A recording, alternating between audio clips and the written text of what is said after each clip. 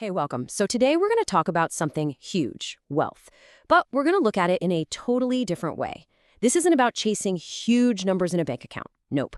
It's about a feeling. So let's jump in and redefine what it actually means to be wealthy. To really challenge the old school ideas about wealth, we've got to make it personal.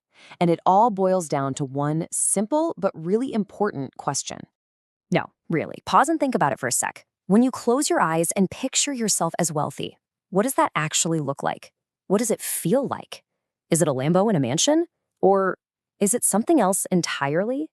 Because here's the thing, and this is the big idea for today. What if true wealth has almost nothing to do with how much you earn and everything to do with how you feel about your money? It's a feeling, not a figure. Okay, so if wealth is a feeling, what does that actually mean? Well, we can break it down. This new definition of wealth is really built on three super powerful emotional pillars. All right, first up is control. And this is not about being cheap or restrictive. It's about empowerment. Is that amazing feeling when you know you're in the driver's seat? You're telling your money where to go instead of scratching your head at the end of the month wondering where it all went. Next up, we've got security. And this is a big one. It's that deep down peace of mind you get from knowing you've got a cushion. If life throws a curveball, and it always does, you're ready. It's freedom from that 3 a.m. panic about money. And finally, when you have that control and you have that security, well, that's when you unlock the ultimate prize, choice.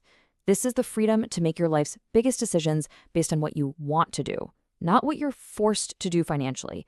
This is the whole ballgame. Okay, so we've got the pillars: control, security, and choice. Sounds great, right? But how do we actually build them? Let's get down to brass tacks and look at a 4-step plan to make this stuff your reality. So the whole plan really boils down to 4 concrete goals you can set for yourself. Each one builds on the last, and together they build those pillars we just talked about. First up, your income. And notice, the goal here isn't just make more money. It's to find stability.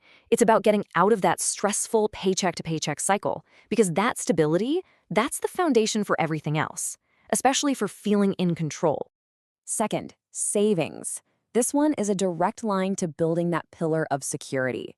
Having that buffer, that 6 to 12 months of expenses tucked away, that's what lets you breathe. It's your financial shock absorber, and it brings so much peace of mind. Third, you gotta master your spending. This is all about awareness. Think about it. You can't control what you don't measure. Just by knowing where your money is actually going, you take back control and get rid of those nasty end-of-the-month surprises. And finally, all this hard work leads right here to choice. When your income's stable, your savings are solid, and you know where your money's going, boom, you unlock the freedom to make moves based on what you truly want, not what you're desperate for. That's the ultimate payoff. So we have the framework, we have the steps, but there's one simple, tiny little action that's like a catalyst. It's the one thing that can turn all these ideas from just a nice thought into something that's actually going to happen. And here it is. You just have to write it down. I know it sounds almost too simple, but when you put a goal on paper, something in your brain just clicks. It stops being a daydream and starts becoming a real plan. And look, this is not about creating some flawless, color-coded spreadsheet masterpiece from the get-go. Not at all. It's just about being honest. Honest about where you are right now and where you want to be. That's it. So just start. I absolutely love this line. So many of us wait for the perfect time to start something. But readiness isn't something you wait for. It's something you build by doing. You become ready by starting. All right, so as we start to bring this all home, let's just zero in on the single most empowering idea that you can walk away with today. This is it. If you remember one thing, please let it be this. Wealth is not a competition. It's not about impressing your neighbors. It is a personal journey toward a feeling of calm, a feeling of security, and the incredible freedom to choose your own path in life.